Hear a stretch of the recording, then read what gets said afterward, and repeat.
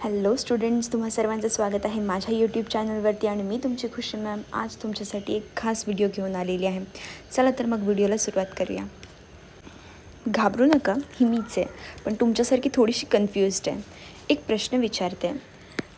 तुम्ही रोज 6 ते 7 तास अभ्यास करता, पण तरीही अभ्यास लक्षात राहत नाही का? टाईम टेबल बनवता, पण 2 दिवसांनी ते मोडतं का? बोर्ड परीक्षेत 90% जास्त गुण मिळवायचे आहेत, पण सुरुवात कुठून करायची हे समजत नाही का? तिन्ही प्रश्नांचं उत्तर जर हो असेल तर आत्ताच्या आत्ता मला कमेंट बॉक्समध्ये नक्की कळवा. चला तर मग सुरुवात करूया. आपला पहिला पॉईंट आहे, भाग 1. बोर्ड परीक्षा खरंच कठीण आहे का? आता हा प्रश्न तुम्ही स्वतःला विचारला पाहिजे की खरंच कठीण आहे का? तर सर्वात आधी एक गोष्ट लक्षात ठेवा, बोर्ड परीक्षा कठीण नाही आहे. कठीण असतं ते नियमितपणे अभ्यास करणं. नियमितपणे अभ्यास करणं म्हणजेच कन्सिस्टन्सी, सातत्य हे शब्द आपण नेहमीच ऐकत असतो, पण ती ठेवणं खूप जास्त कठीण आहे. मग म्हणूनच मला असं वाटते की तुम्ही नियमितपणे म्हणजे रोज अभ्यास केला पाहिजे, जेणेकरून तुम्हाला बोर्ड एक्झाममध्ये कोणतंही प्रेशर किंवा टेन्शन येणार नाही. म्हणूनच आपला फर्स्ट इम्पॉर्टंट पार्ट आहे कन्सिस्टन्सी, सातत्य. भाग 2, परफेक्ट टाईम टेबल. चला आता टाईम टेबल पाहूया. पण सगळ्यात आधी मी तुम्हाला असं म्हणेल की परफेक्ट टाईम टेबल असं कोणतीही कन्सेप्ट नाही असते. तर मी तुम्हाला इथे कोणतंही परफेक्ट टाईम टेबल प्रोव्हाइड केलेलं नाही आहे. बिकॉज ऑफ काही स्कूल हे मॉर्निंगला असतात तर काही स्कूल हे आफ्टरनूनला असतात. प्लस प्रत्येकाची मेंटल हेल्थ पण वेगळी असते. काही विद्यार्थी सकाळी उठून लवकर अभ्यास करतात, काही रात्री उशिरापर्यंत अभ्यास करतात. पण मी तुम्हाला इथे नक्की काही की पॉईंट सांगणार आहे ज्यांची तुम्हाला नक्की हेल्प होईल. सगळ्यात पहिलं तर मी तुम्हाला इथे मॉर्निंग स्टडी सेशनचं सांगू इच्छिते. आता ज्यांची स्कूल सकाळी आहे किंवा दुपारी आहे, ह्या दोघांसाठी ते कॉमन आहे. Okay, so first of all मला असं वाटतं की स्कूल साधारण 7 किंवा 8 वाजता असू शकते तुमची. सो ज्यांची आफ्टरनून आहे किंवा मॉर्निंग बॅच आहे त्यांनी मला वाटतं की कंपल्सरी 5:30 वाजता उठलं पाहिजे. 5:30 ते तुम्ही स्कूलला जाईपर्यंत 6:30पर्यंत 1 तास तुम्हाला इनफ झाला. जर तुम्ही मॉर्निंगला सायन्स किंवा मॅथ्स करता, आणि मला असं वाटतं की मॉर्निंगला तुम्ही सायन्स आणि मॅथ्सच केलं पाहिजे. कारण की तुम्ही सकाळी उठता तेव्हा तुमचं ब्रेन खूप जास्त फ्रेश असतं, तुमची रिटनिंग पॉवर खूप जास्त हाय असते, आणि हे सब्जेक्ट थोडे अंडरस्टँडिंगसाठी किंवा मोस्ट ऑफ स्टुडंट्सना हार्ड जातात. त्याच्यामुळे तुम्ही, मला तरी वाटेल की मॉर्निंग सेक्शनला तुम्ही जेव्हा पण स्टडीला बसत असाल तुम्ही सायन्स आणि मॅथ्सच केलं पाहिजे. भले मग तुम्ही 1 तास करा, 1.5 तास करा, स्कूलला जायच्या आधी करा, तुमचे स्कूल आफ्टरनूनला असेल तरीसुद्धा करा, पण मॉर्निंगला तुम्ही हे 2 सब्जेक्ट ठेवलेच पाहिजेत. तुम्ही शाळेतून रिटर्न आलं की मी तर म्हणेन की तुम्ही एक मस्तपैकी विश्रांती घ्या. विश्रांती म्हणजे एक छोटीशी नॅप, लाईक ती 1-1.5 तासाची असली तरी इट्स ओके, एनफ.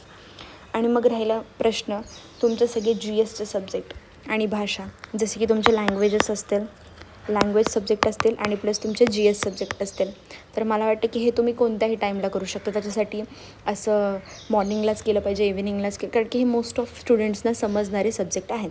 सो तुम्ही स्कूलमधनं आलं, तुम्ही आराम केला की मला असं वाटते तुम्ही तुमचे हिस्ट्री, जिओग्राफी, पॉलिटी असेल किंवा तुमचे इंग्लिश असेल, मराठी असेल, हे सब्जेक्ट तुम्ही त्याच्यानंतर केले पाहिजेत.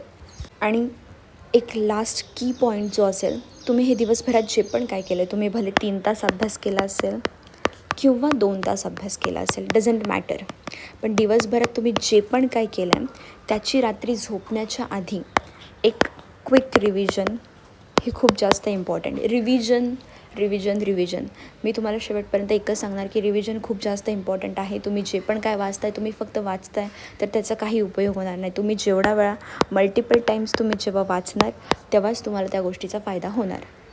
सो दिवसभरात तुम्ही 2 तास अभ्यास केला आहे, परत तुम्ही शाळेत अभ्यास करता, तुम्ही संध्याकाळी रात्री झोपायच्या आधी एक सिम्पल त्याच्यावरून ओव्हरलुक करायचं, फक्त बघत राहायचं की हां हे असं, ही कॉन्सेप्ट अशी आहे, हिस्ट्रीतली कॉन्सेप्ट ही अशी आहे, ओके मॅथ्समधलं मी आज हे केलं तर मॅथ्सचा फॉर्म्युला मी आज एक लक्षात ठेवतो. रोज तुम्ही एक फॉर्म्युला लक्षात ठेवला, तुम्ही रोज एक थेरम जरी लक्षात ठेवला, तुम्हाला बोर्ड एक्झामला त्याचा फायदा होणार. तुम्ही माझ्याकडून लिहून घ्या, तुम्ही मला कमेंटमध्ये येऊन सांगणार की मॅम तुम्ही हे बोललेला होतात ते खरं आहे. तुम्ही आजपासून अभ्यास कराल, तुम्ही रोज एक फॉर्म्युला लक्षात ठेवायचा प्रयत्न केला, एक्झामपर्यंत तुमचे सगळे फॉर्म्युलेज, सगळे थेरम, सगळे सायन्समधले फॉर्म्युले असतील किंवा कॉन्सेप्ट असतील तुमच्या लक्षात असतील.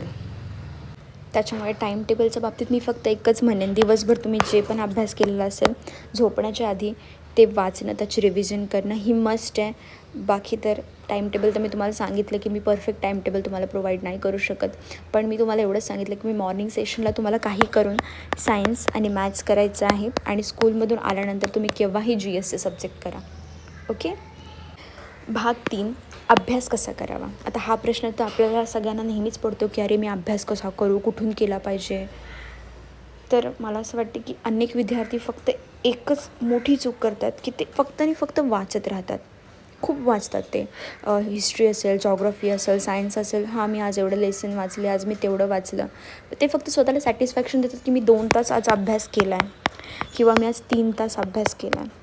पण ते त्याच्यावरती त्यांना कॉन्फिडन्स नाही असतो, कारण की त्यांनी ते मनापासून केलेलं नाही असतं. मी म्हणेन भले तुम्ही रोज एकच लेसन करा, पण तो परफेक्ट करा. असा परफेक्ट करा की त्याची कॉन्सेप्ट तुम्हाला माहिती पाहिजे, त्याच्यात क्वेश्चन कसा येणार आहे ते तुम्हाला माहिती पाहिजे. ह्या छोट्या छोट्या गोष्टी तुम्हाला माहीत पाहिजेत. ह्यामध्ये तुम्ही एक गोष्ट अशी करू शकता, जो तुम्ही धडा वाचताय तो तुम्ही समजून घेणं. पुस्तक बंद करून तुम्ही ती मेमरी मसल्स जे आपले असतात त्याच्यावरती थोडं ताण देऊन आठवायचा प्रयत्न करणे की मी आज ह्या धड्यामध्ये काय वाचलं आहे, मला आठवतं आहे का, कोणती डेट होती, डेट नसेल आठवत तर कोणतं ठिकाण होतं, एखादं हिस्ट्रीमधलं युद्ध झालं असेल, कोणत्या ठिकाणी झालं आहे मला ते आठवतं आहे का, त्याच्यातली एक बेसिक लाईन मला आठवते आहे का, हे जास्त इम्पॉर्टंट आहे. मग मला असं वाटतं की त्याच्यावरती तुम्ही असं करू शकता की वाचून घेऊ शकता, नोट्स काढू शकता, त्याच्यावरचे MCQs असतील ते सॉल्व करू शकता. अशा पद्धतीने अभ्यास करणं हे जास्त इम्पॉर्टंट. नुसतं वाचणं मग तुम्हाला ते बोर होणार. तुम्ही 2 तास वाचणार, नंतर तुम्ही उठून जाणार किंवा 2 तास पण तुम्ही वाचणार नाही. तर मला असं वाटते की तुम्ही धडा समजून घेण्यावरती जास्त भर द्या. यामध्ये मी फक्त एवढंच सांगेन की तुम्ही धडा समजून घ्या, त्याच्यानंतर तुम्ही पुस्तक बंद करा, स्वतःच्या शब्दात आठवण्याचा प्रयत्न करा. मग त्याच्यावरचे प्रश्न तुम्ही सोडून बघा, जेणेकरून तुम्हाला अभ्यास जास्त वेळ लक्षात राहील. आणि बाकी तर मी तुम्हाला सांगितलेलंच की रिव्हिजन तर आपल्याला करतच राहायची आहे. मग अभ्यास तुमचा कसा नाही होणार, तुमचा अभ्यास होणार. डोंट वरी. भाग 4, 50-10चा नियम. तर हा नियम खूप जास्त इम्पॉर्टंट आहे, बिकॉज ऑफ हा मी स्वतःच्या पर्सनल लाईफमध्ये अजूनही यूज करते. मी जेवढ्या पण कॉम्पिटिटिव्ह एक्झाम्स देते, मी अभ्यास करताना माझा हा फेवरेट रूल आहे, म्हणून मी इथे खास मेन्शन केलेला आहे तुमच्यासाठी. तर हा रूल एकदम सोप्पा आहे.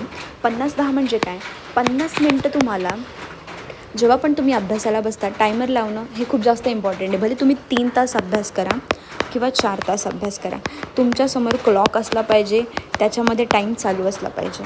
तर 50 मिनिट तुम्ही पूर्णपणे लक्ष देऊन अभ्यास करा, पूर्णपणे लक्ष देऊन. मग तिकडे तुमचं कुठं मोबाईलकडे लक्ष नाही पाहिजे, कोण तुमच्याशी बोललं नाही पाहिजे. तुम्ही शांत एका ठिकाणी बसून 50 मिनटं अभ्यास करायचा आणि त्याच्यानंतर 10 मिनटाचा तुम्ही ब्रेक घ्यायचा.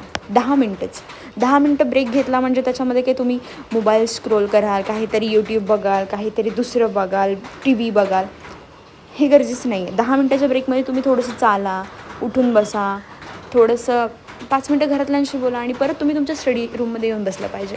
मला असं वाटतं असं 50-10चे तुम्ही 3 सेशन किंवा 4 सेशन केले तरी ते तुमच्या डेली स्टडीसाठी इनफ आहेत. तुम्ही रोज एवढा अभ्यास केला तरी तो खूप जास्त पुष्कळ होणार आहे जेव्हा तुम्ही बोर्डची एक्झाम द्याल. त्याच्यामुळे रोज अभ्यास केला पाहिजे आणि ह्या नियमाने केला पाहिजे, हे मी तुम्हाला सांगू इच्छिते. माझं ह्याच्या मागचं दुसरं काही वेगळं इंटेन्शन नाही आहे. तुम्ही हा रूल वापरून बघा, तुम्हाला काय वाटतं ते मला कमेंट सेक्शनमध्ये नक्की कळवा. आता तुम्हाला मी अभ्यास कसा करायचा, कोणत्या पद्धतीने करायचा, किती वेळ करायचं हे सगळं सांगितलं, पण अभ्यासामध्ये नक्की नेमकं काय करायचं हे सांगितलेलं नाही. म्हणून त्याच्यासाठी भाग 5, रोजचे 4 कामं. रोज तुम्हाला 4 टास्क आहेत, ते करायचेच आहेत. कोणत्याही ॲट एनी कॉस्ट तुम्हाला ही 4 कामं रोजची करायचीच आहेत. ह्याच्यामध्ये इम्पॉर्टंट आहे 4 गोष्टी, त्या मी तुम्हाला आता सांगते. एक नवीन धडा. तुम्हाला शाळेमध्ये एखादा रोज लेसन्स शिकवतच असतात किंवा तुम्ही तुमचा पर्सनली स्वतः अभ्यास करताय, तर सगळ्यात इम्पॉर्टंट आहे एक नवीन धडा. रोज तुम्ही एक धडा घ्यायचा, तो वाचायचा, बरोबर. पण तुम्ही आदल्या दिवशी समजा तुम्ही आजपासून अभ्यास करता, आता आपण एक पण सिच्युएशन समजूया. ओके, तुम्ही आज अभ्यास करताय, तुम्ही आज एक नवीन धडा वाचताय, इतिहासातली साधनं, हा तुमचा हिस्ट्रीमधला समजा फर्स्ट लेसन आहे जो तुम्ही वाचताय, बरोबर. मग तुम्ही काल समजा तुम्ही भूगोलातला एखादा धडा वाचला असेल किंवा त्याचं तुम्ही केलेलं असेल, प्रिपरेशन केलेलं असेल, क्वेश्चन आन्सर्स केले असतील, तर मग सगळ्यात पहिला जो तुम्ही आज नवीन धडा वाचताय त्याच्यानंतर तुम्हाला जो काल केलेला तुम्ही धडा आहे त्याची रिव्हिजन करणं इम्पॉर्टंट आहे. रिव्हिजन, एक नवीन धडा, परत दुसरं म्हणजे जो तुम्ही काल वाचलेला आहे धडा किंवा मॅथ्स असेल वॉटेवर जो पण सब्जेक्ट असेल तुमचा त्याची रिव्हिजन करणं हे इम्पॉर्टंट आहे. त्याच्यानंतर प्रश्नांचा सराव, सगळ्यात रिव्हिजन सगळं इम्पॉर्टंट आहेच, पण सराव हा सगळ्यात जास्त इम्पॉर्टंट आहे. कारण की मी खूप सारे माझ्या जवळच्या नातेवाईकांमधले असतील किंवा स्टुडंट्स असतील मी असे पाहिले ज्यांना पेपर कवर होत नाही 3 तासामध्ये. तो काहीही असो, तो पेपर त्यांना कवर होत नाही. मग तुमच्याकडे नॉलेज असून फायदा काय? नॉलेज तुम्ही घेताय पण जर तुम्हाला पेपरच कवर होत नसेल तर ह्या सगळ्याचा उपयोग शून्य आहे असं मी म्हणेन. त्याच्यामुळे एक नवीन धडा, एक जुना धडा आणि सोबतच सराव, प्रश्नांचा सराव, लेखी सराव असेल, पाठांतर असेल, तुमचं जे काय असेल MCQs असतील, सराव करणं हे खूप जास्त मस्ट आहे. आणि ही 4 कामं तुम्ही करून बघा आणि मला रिझल्ट नक्कीच सांगा. भाग 6, नोट्स कशा बनवायचा. हा आपला एक जागतिक लेवलचा प्रश्न आहे की कशा नोट्स बनवायच्या. तर काही विद्यार्थी मी असे पाहिले जे जसं तसं पुस्तक छापून काढतात, इकडे पण तेच आणि तिकडे पण तेच, झालं त्यांच्या नोट्स. तर अशा नोट्स नाही असतात. नोट्स म्हणजे काय असतं, तुम्हाला क्विक रिव्हिजनसाठी त्या उपयोगी येऊ शकतात आणि मला वाटतं की क्विक रिव्हिजनसाठीच तुम्ही नोट्स काढल्या पाहिजेत. तर मी तुम्हाला काही एक सिम्पल फंडा सांगते, तो लक्षात ठेवा. माझा ऐका आणि थोडंसं हे करून बघा. एक कोरी पेजेसची जी नोटबुक असते ना ती घ्या, 400 पेजेसची किंवा 200 पेजेसची, आणि त्याच्यामध्ये आपल्याला पार्ट पाडायचे आहेत. 50 पेजेसचं मॅथ्स, 50 पेजेसचं सायन्स आणि 50 पेजेसचे तुमचे GSचे जेवढे पण सब्जेक्ट असतील तेवढे. ओके, आता ह्याच्यामध्ये तुम्ही काय करणार, आता 50 पेजेसमध्ये तुम्ही करणार काय. तर मला असं वाटते की मॅथ्समध्ये सगळ्यात जास्त इम्पॉर्टंट काय असतं, आपल्याला सूत्र इम्पॉर्टंट असतात, बरोबर. तर मग त्या 50 पेजेसवरती आपल्याला माहिती आहे की बाबा हे मला येत नाही, मी हे खूप वेळा सॉल्व करतो तरी पण मला हे आठवत नाही. तर आपल्याला त्या 50 पानावरती मॅथ्सचे ते सूत्र लिहायचं, ते थेरम लिहायचे आहेत जे आपल्याला कधी पण वाचता येऊ शकतात. कधी पण आपण म्हणजे आपलं असं पण कधी मूड असतो की बाबा मला आज पुस्तक नाही वाचायचं आहे, मला आज नाही वाचायचं आहे पुस्तक, पण मी असंच बसू नये, पण मला काहीतरी वाचायचं आहे. तर मग जेव्हा आपण बनवलेल्या आपल्या हाताने स्वच्छ सुंदर हाताने नोट्स असतात ना, त्या कामाला येतात. कारण की आवड असते ना, मी बनवलं आहे, मग ते वाचतो आपण आवडीने. म्हणूनच मी हे सांगेन की तुम्ही 50 पेजेसचं पार्टिशन करा. मॅथ्समध्ये तुम्ही हे करत जा की छोटे छोटे तुमचे फॉर्म्युलेज असतील, सूत्र असतील, अल्जेब्राचे असतील, जॉमेट्रीचे असतील, डायग्राम्स असतील, जे पण तुमच्या लक्षात राहत नाही. ब्रेन रिटर्निंगला तुम्हाला असं वाटते की मी किती वेळा वाचतो पण तरी पण माझ्या लक्षात राहत नाही, तर ते आपल्याला तिथे 50 पेजेसमध्ये लिहायचं आहे. सेकंड पार्ट असेल आपला सायन्सचं, त्याच्यामध्ये आपण केमिस्ट्री, फिजिक्स, बायोलॉजी जसं तुम्ही पार्टिशन त्याच्यामध्ये करू शकता. त्याच्यामध्ये पण इम्पॉर्टंट काय असतं, काही डेफिनेशन्स इम्पॉर्टंट असतात, काही डायग्राम्स इम्पॉर्टंट असतात ज्या आपल्याला बोर्ड एक्झाममध्ये येतात. त्याच्यानंतर तिथेही आपले काही फॉर्म्युलेज असू शकतात केमिस्ट्रीतले, फिजिक्समधले, जे आपल्या लक्षात राहत नाही ते तिथे लिहायचे. राहिला सब्जेक्ट GSमध्ये काय इम्पॉर्टंट आहे, हिस्ट्री असेल तुमचं, सिविक्स असेल, जॉग्राफी असेल, त्याचं तुम्ही काय लिहून ठेवू शकता. त्याच्या पण डायग्राम्स असतात जे आपल्याला विचारतात, जॉग्राफीमधल्या असतील. त्याच्यानंतर तारखा असतील हिस्ट्रीमधल्या. त्याच्यानंतर अजून इम्पॉर्टंट असतील घडामोडी असतील, जे पण काय असेल जे तुमच्या लक्षात राहत नाही ते GSचं तिकडे लिहून ठेवायचं. आणि महत्त्वाचे प्रश्न जे तुम्हाला वाटतात ते तुम्हाला कसं कळणार ते मी तुम्हाला पुढे सांगणारच आहे, त्याच्यासाठी मी सेपरेट भाग बनवलेला आहे. तर हे सगळं तुम्हाला त्या बुकमध्ये लिहायचं आहे आणि ती बुक तुम्ही तेव्हा वापरायची जेव्हा तुम्हाला पुस्तक वाचायचा कंटाळा येतो, तुम्हाला डायजेस्ट वाचायचा कंटाळा येतो, वॉटेवर जे पण तुमच्याकडे आहे ते वाचायचा कंटाळा येतो, पण तुम्हाला अभ्यास करायचा आहे आणि रिव्हिजन करायची. आणि ही बुक खास आपण रिव्हिजनसाठी बनवले, क्विक रिव्हिजनसाठी, जी की तुम्हाला एक्झामपर्यंत खूप जास्त उपयोगी येणार आहे. तुम्ही हे करून बघा, तुम्हाला ह्या गोष्टीचा नक्की फायदा होणार आहे, हे मी तुम्हाला 200% सांगते. ओके, समजलं नोट्स कशा बनवायच्या आहेत. नोट्स आपल्याला फापड पसारा करायचं नाही आहे. नोट्स आपल्याला एकदम छोट्या क्रिप्स ठेवायच्या आहेत, जे की आपल्याला पुढे जाऊन त्याचा रिव्हिजनसाठी फायदा होईल. आय होप तुम्हाला समजलेलं असेल मला काय म्हणायचं आहे. तर आता खूप जास्त इम्पॉर्टंट असा भाग 7, PYQ मागील वर्षाच्या प्रश्नपत्रिका. PYQ म्हणजे प्रिव्हियस इयर क्वेश्चन पेपर, जे की खूप जास्त इम्पॉर्टंट आहेत. ह्यासाठी इम्पॉर्टंट आहेत, ह्याच्यावरून आपल्याला काय समजतं, प्रश्नांचा पॅटर्न समजतो बोर्डच्या, की कसे प्रश्न येत आहेत, कोणत्या लेसनला किती प्रायोरिटी देते बोर्ड, कोणते क्वेश्चन रिपीटेडली विचारत आहेत, हे खूप जास्त इम्पॉर्टंट आहे. परत दुसरं मेन गोष्ट काय होते, आपली वेळेचं नियोजन होतं, जे की मुलांना खूप जास्त हार्ड जातं. मी तुम्हाला वरती पण सांगितलं आहे, माझ्या खूप जवळचे लोक असे होते जे एक्झामला बसले, त्यांना येत पण होतं, कदाचित ते हुशार पण होते, पण त्यांना पेपरच्या 3 तासामध्ये वॉटेवर तुमचा 2.5-3 तास जे पण काय टाईम आहे त्याच्यामध्ये त्यांना ते उतरवता आलं नाही. का? कारण की त्यांनी प्रॅक्टिस केली नव्हती. तर मी तुम्हाला एक म्हणेल की तुम्ही प्रत्येक महिन्यामध्ये तुम्ही तुमचे 2025पासून ते तुमचे वॉटेवर असतील तुम्ही पेपर घेतले पाहिजेत, पेपर सोडवले पाहिजेत. पेपर फक्त सोडवायचे नाही आहेत, आपल्याला पेपर टाईम लावून सोडवायचे आहेत. आपल्याला एका ठिकाणी शांत बसून, अशा ठिकाणी जिथे तुम्हाला मम्मी पप्पा भाऊ बहीण येऊन त्रास देणार नाहीत, अशा ठिकाणी तुम्ही तुमच्या स्टडी टेबलवरती स्टडी रूममध्ये जाऊन बसायचं आहे आणि टाईम लावून तुम्हाला पेपर सोडवायचा आहे. तर तुम्हाला प्रॅक्टिस होईल, तुम्हाला गडबड होणार नाही तुमच्या एक्झाममध्ये, तुमचा माइंड स्टेबल राहणार, तुम्हाला सगळं आठवणार जर तुम्ही घरी प्रॅक्टिस केली तर. अदरवाईज कठीण आहे. त्याच्यामुळे मला असं वाटतं की PYQ खूप जास्त इम्पॉर्टंट आहे. त्याच्यामधून तुम्हाला खूप जास्त पुढे जाऊन फायदा होऊ शकतो. आणि सगळ्यात मोस्ट इम्पॉर्टंट गोष्ट म्हणजे ही आहे की तुमचा कॉन्फिडन्स हा एकदम हाय लेवलला असणार आहे. सगळ्यांपेक्षा जास्त जर तुम्ही आधी पेपर सोडवलेले असणार, तुम्ही एका वेगळ्या कॉन्फिडन्समध्ये असणार, तुम्हाला काही पेपरमध्ये टेन्शन येणार नाही, मेंटल हेल्थ तुमची काही खराब होणार नाही, तुम्ही एकदम परफेक्टली जाऊन तुमचा पेपर सोडून बाहेर येणार आनंदाने आणि बोलणार की वाव पेपर किती छान होता, माझा पेपर खूप छान गेलेला आहे. त्याच्यामुळे PYQ बघा जेव्हा तुम्हाला टाईम मिळणार. मी तर म्हणेल आत्तापासून जर तुम्ही करत असाल तर मंथमध्ये तुम्ही 2 ते 3 पेपर सोडवले पाहिजेत. तुमच्या टाईम अकॉर्डिंगली तुम्ही टेबलवरती बसून टाईम लावून शांततेने पेपर सोडवले पाहिजेत. बस एवढंच माझं सांगण्याचा उद्देश आहे. भाग 8, मोबाईलचा योग्य वापर. ओ माय गॉड आपला एकदम जीवाजवळचा टॉपिक मोबाईल. आता मोबाईलचा किती वापर केला पाहिजे, कसा केला पाहिजे हे आपल्यावरती आहे. मोबाईलचे चांगले फायदे पण आहेत, वाईट फायदे पण आहेत, हे आपल्याला सगळे लोक सांगतच येतात.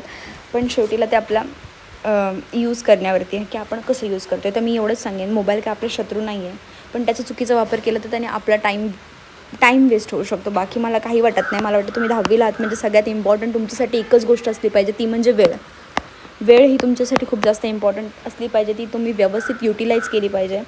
तरच तुम्हाला बोर्डमध्ये त्याचा चांगला रिफ्लेक्ट किंवा रिझल्ट दिसणार असं मला वाटतं. सो मोबाईलचा योग्य वापर करणं ह्याच्यावरती मी एवढंच म्हणेन की अभ्यास करताना प्लीज मोबाईल लांब ठेवा. नोटिफिकेशन जे पण तुमचे काय असतील, तुम्ही इन्स्टा वापरत असाल, फेसबुक वापरत असाल, व्हॉट्सअप जे पण तुम्ही काय पर्सनल यूज करत असाल, मी असं म्हणणार नाही की वापरू नका, वापरलं पाहिजे, त्याला थोडंसं प्रमाण असलं पाहिजे. पण मेन इम्पॉर्टंट म्हणजे त्याचे नोटिफिकेशन्स जे पण तुमचे पडतात ते बंद असले पाहिजेत. आणि सोशल मीडियाला एक ठराविक वेळ ठेवा की हां बाबा मी दिवसभरातनं अभ्यास केला तर मी रात्री 1-2 तास वापरेन. 1-2 तास मी खूप बोलते, पण मे बी 1 तास वापरेन, एवढं तर इनफ आहे. बस ह्याच्यावरती मी एवढंच बोलेल की मोबाईलचा योग्य वापर करा. भाग 9, आरोग्य. आता तुम्हाला असं वाटेल अभ्यासामध्ये आरोग्य कुठनं आलं, पण आरोग्य किती इम्पॉर्टंट आहे ह्याचं तुम्हाला एक लाईव्ह एक्झाम्पल सांगते. मी 10वीच्या पेपरमध्ये, म्हणजे माझी 10वी होती आणि माझ्यासोबत एक मुलगा होता 10वीला. तो खूप जास्त हुशार होता, त्याची रिटनिंग पॉवर खूप चांगली होती. तो 95% स्टुडंट होता. वर्षभर त्याने अभ्यास केला, बोर्डमध्ये पण जे टाईम मिळतो त्याच्यामध्ये त्याने तो व्यवस्थित युटिलाइज केला, अभ्यास केला. पण त्यावेळेस त्याची बोर्डच्या एक्झामच्या वेळेस त्याची तब्येत होती खराब. त्याला झोप नाही यायची, त्याला म्हणजे ह्या गोष्टी होत्या आणि त्याची तब्येत खराब असल्यामुळे त्याला मिळाले मे बी 91 or 92% मिळाले. आता ते कमी आहेत असं मी म्हणणार नाही, पर्सेंटेज चांगले आहेत, पण त्याला स्वतःला माहिती होती की माझी पॉवर आहे, मी स्कूलमध्ये सेकंड किंवा फर्स्ट टॉप येऊ शकतो. पण फक्त माझ्या हेल्थमुळे हे माझ्यासोबत असं झालं की मला कमी पर्सेंट आले आणि माझ्यामुळे कोणतरी पुढे गेला. तर माझं एवढंच म्हणणं आहे ह्या बाबतीमध्ये सिम्पल की तुम्ही रोज 7 ते 8 तास झोप घेतली पाहिजे, भरपूर पाणी पिलं पाहिजे, बॉडी डिहायड्रेट होणार नाही याची काळजी घेतली पाहिजे. आणि रोज संतुलित आहार, मी असं म्हणत नाही की बाहेरचं फास्ट फूड खाऊ नका, पण किती खाल्लं पाहिजे ह्याच्यावर पण प्रमाण पाहिजे. एवढंच ह्या 3 गोष्टी खूप जास्त इम्पॉर्टंट आहेत. तुमची झोप, पाणी आणि खाणं ह्याच्यावरतीच तुमचं आरोग्य असतं. त्याच्यामुळे आणि रोज थोडं 15-20 मिनटं चालत, स्कूलला जर तुम्ही चालत जात असेल तर गोष्ट वेगळीच आहे, पण जर तुमची हालचाल होत नसेल तर एक 15-20 मिनटं 10 मिनटं मेडिटेशन करा. त्याने तुमचं माइंड पीस शांत राहतं, तुम्हाला रिटेनिंग पॉवरला तुम्हाला हेल्प मिळते, बूस्ट मिळतो एक. त्याच्यामुळे ते पण इम्पॉर्टंट आहे. आता मोस्ट ऑफ स्टुडंट्स ह्या चुका करतात, म्हणून मला इथे हा भाग ॲड करावा लागला की विद्यार्थ्यांच्या मोठ्या चुका. आता तुम्ही काय चुका करता? सगळ्यात भली मोठी चूक म्हणजे शेवटच्या महिन्यात अभ्यास सुरू करणं. कसं चालेल बाळा, आपण काय 7वी 8वीचा पेपर नाही देता ना, आपण 10वीचा बोर्ड एक्झामचा पेपर देतो, ज्याच्यावरती आपली अख्खी लाईफ डिपेंड करते की आपण पुढे जाऊन काय करणार आहे, आपल्याला काय करायचं. जर एवढा मोठा डिसिजन आपल्याला घ्यायचा आहे तर शेवटच्या महिन्यात अभ्यास तू करून तुला कसे मार्क मिळणार. त्याच्यामुळे मला असं वाटतं की ज्या मोमेंटला तुला हे रिअलाईज होतं की मला आता अभ्यास केला पाहिजे, त्या मोमेंटपासून तू अभ्यास स्टार्ट केला पाहिजेस तुझ्या बोर्ड एक्झामसाठी, तेव्हा तुला कुठे जाऊन चांगले मार्क्स मिळणार. त्याच्यावरती तुझं भवितव्य डिपेंड आहे. त्याच्यामुळे प्लीज ही चूक करू नकोस. मी म्हणेन की तू अभ्यासाला सुरुवात कर. शेवटच्या महिन्यात अभ्यास करणे ही खूप जास्त मोठी जोखीम आहे जी आपण घेत असतो आणि ते खूप जास्त चुकीचं आहे असं मला वाटतं. सेकंड पॉईंट आहे रिव्हिजन न करणं. मी तुम्हाला वरती पण सांगितले रिव्हिजनचा रोल खूप जास्त इम्पॉर्टंट. तुम्ही फक्त वाचताय डझंट मॅटर. तुम्ही दिवसभरातनं वाचले, झोपायच्या आधी रिव्हिजन करताय, तुम्ही आठवड्यांनी रिव्हिजन करताय, महिन्यांनी रिव्हिजन करताय, असे 3 रिव्हिजन तुमचं झालं पाहिजे. त्याला 3R म्हणतात, की तुम्ही जे पण करताय त्याची एक रिव्हिजन तुम्ही त्याच दिवशी करताय, दुसरी रिव्हिजन तुम्ही 7 दिवसांनी करताय आणि तिसरी रिव्हिजन तुम्ही महिन्यांनी करताय. त्याला 3R ही मेथड म्हणतात. आणि मी तुम्हाला ते जस्ट फ्लोमध्ये आल्या म्हणून सांगून दिले. पण रिव्हिजन करणं खूप जास्त इम्पॉर्टंट आहे. तुम्ही जे पण वाचताय, तुम्ही सारखं वाचताय, पण त्याची रिव्हिजन करा, तरच तुम्हाला पेपरमध्ये त्याचा आउटपुट दिसणार. थर्ड, लेखी सराव टाळणे. हा तर मी तुम्हाला सांगितलं इम्पॉर्टंट टॉपिक आहे. जर आपण बोर्डाचा पेपर देतो तर आपला सराव असणं इम्पॉर्टंट आहे. आपल्याला माहिती असणं पाहिजे की आपला पेपर किती 3 तासामध्ये कवर होतो आहे, आणि ते समजण्यासाठी आधी आपल्याला सराव करणं इम्पॉर्टंट आहे. म्हणून मी PYQचा वरती सेशन घेतलेलं होतं. त्याच्यामध्ये मी तुम्हाला सांगितलं आहे की PYQ जेवढे इम्पॉर्टंट आहेत तेवढंच टाईम लावून पेपर सोडवणं हे जास्त इम्पॉर्टंट आहे. तुमचा जेवढा सराव असणार, तुम्ही जाणार पेपरला, एकदम छानपैकी पेपर देणार, एकदम कॉन्फिडंटमध्ये पेपर देणार आणि तुम्ही क्लासरूममध्ये बाहेर येणार. तर हे 3 खूप जास्त इम्पॉर्टंट चुका आहेत ज्या तुम्ही टाळल्या पाहिजेत. आणि अजून काही असं मुलं करत राहतात यूट्यूबवरती खूप जास्त अतिप्रमाणात व्हिडिओ पाहणं, की फक्त व्हिडिओज पाहत राहणं. त्याच्यामध्ये तुमचा किती टाईम चालला ह्याच्याकडे तुमचं लक्षच नाही. तुम्ही आज ह्या सराचं बघताय, त्या सराचं बघितलं पाहिजे. मी म्हणत नाही तुम्हाला ज्यांचं बघायचं बघा, पण त्याला एक लिमिट असली पाहिजे.